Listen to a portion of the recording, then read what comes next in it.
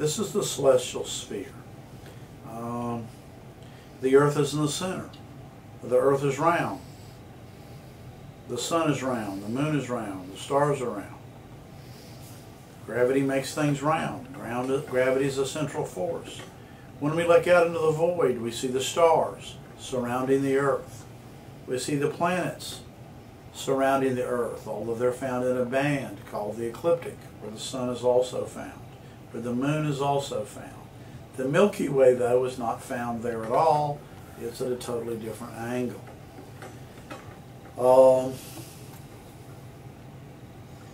The Earth relative to the stars rotates once a day. 24 hours relative to the sun on average, 23 hours, 56 minutes, and 4.5 seconds relative to the stars.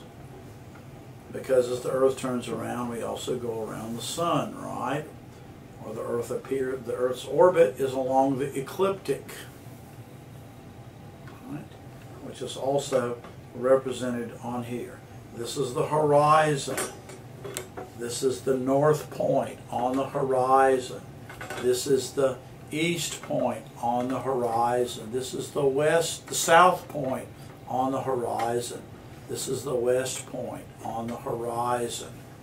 This is the plane of the horizon. In the one that we build, we're going to have something very similar. We have a north point at 0 degrees and also 360 degrees, east at 90 degrees, south at 180 degrees, and west at 270. This is the horizon. We live on the earth. It appears like that this ball rotates once a day around us. And this is a celestial sphere. We're going to mark our celestial sphere. We're going to understand the 3 coordinate systems that are in the ball and the 1 coordinate system which is in the box. The zenith is up, the nadir is down.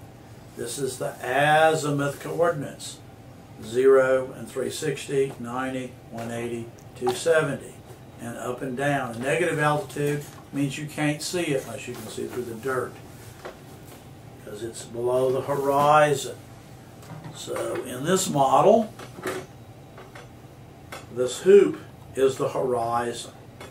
If we go where we are, we're part way between the equator and the poles. At the poles, the rotation axis, the North Pole, is at the same place the zenith is overhead, and we can see half of the stars all of the time. At the South Pole, we see the other half of the stars all of the time. Also at the poles, we only see the sun half of the time.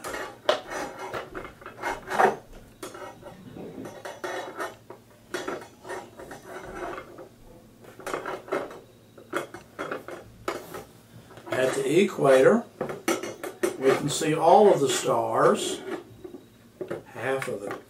all of the stars. Of course, the North and South Pole are in the dirt.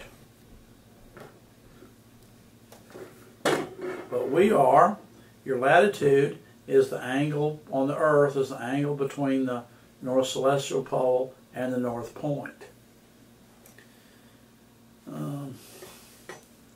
And as the Earth rotates once a day. Remember, there are two major types of days, a solar day and a sidereal or star day. All the stars are on here, so this tells where to look to find them. Their positions do change, though, slowly, because they're moving, these stars are in the galaxy, they're moving around the galaxy. Our own sun takes 250 million years, roughly, to go around the galaxy. So everything is in motion, nothing is still. The moon goes around us. We have 13 lunations a year. it goes on. It's only 5 degrees away from the ecliptic. That's what helps cause our eclipses when they are at the same place in the sky as seen from the Earth. The celestial sphere contains all of this information until we could actually measure the distances to the stars, first in the 1840s. Before that, we just had a ball of direction. When we saw 2 stars, we just knew where they were up in the sky. We didn't necessarily know how far away they were. In fact, it was very hard to determine. It's very hard to see the ecliptic on this map and the pole of the ecliptic, but it's very easy to see the poles of the ecliptic on the one that you make, because we can see the poles of the Earth, the north and south poles. Here we can see the ecliptic in a 23.5 degree angle. Just as the equator has a pole, the ecliptics have a pole, and that's called the pole of the ecliptic. And it's 23.5 degrees with respect to the north and south pole. The pole, the north and south pole wander around. That's called precession. That takes about 26,000 years, 26,200 years, because the sun is also rotating. And the moon's going around us. That applies a torque on the Earth, and that causes the Earth's rotation axis to precession around with a 26,000 year period. That's one on a Leo and not a Virgo, because I'm not 2,000 years old. During the time of Jesus, there was no North Star. During the time of Abraham, there was. It was Alpha Draconis or Thuban. Right now, our pole star is called Polaris. And in about 12 or 13,000 years, it'll be Vega. It is actually a star that gets overhead here now, although it won't get overhead then at this latitude. So the Earth is also a spherical coordinate system. All right, we have a longitude that goes all the way around, and a latitude. Traditionally, to measure the latitude from the equator. 0 is on the equator. The North Pole is 90, either 90 plus or 90 north. The South Pole is negative or 90 south. We live at 58 latitude, and longitude is 77 degrees west of Greenwich, England, because the English had a kick-ass navy in the 2 centuries ago.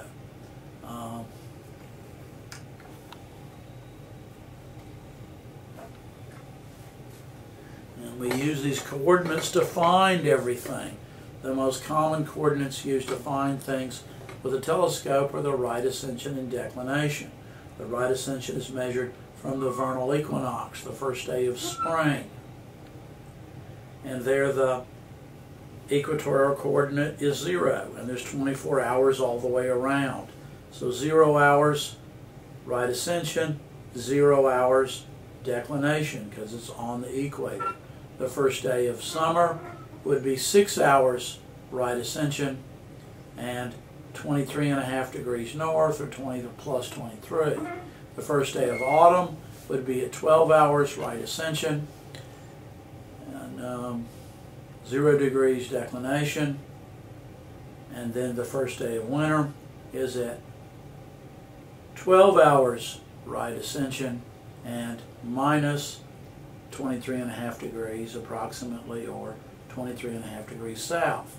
And in the wintertime, the sun is really low in the sky, and it rises very far south of east, and it sets very far south of west. Likewise, in the summertime, the sun will rise north of east and set north of west. That's what causes our seasons and causes our days to be long in the summertime and short in the winter. It has nothing to do with the ellipticity of the Earth's orbit. We're actually closest to the sun around January the 4th and farthest away around the 4th of July. All this can vary by a day because They're 365.2422 days in a tropical or vernal year on average.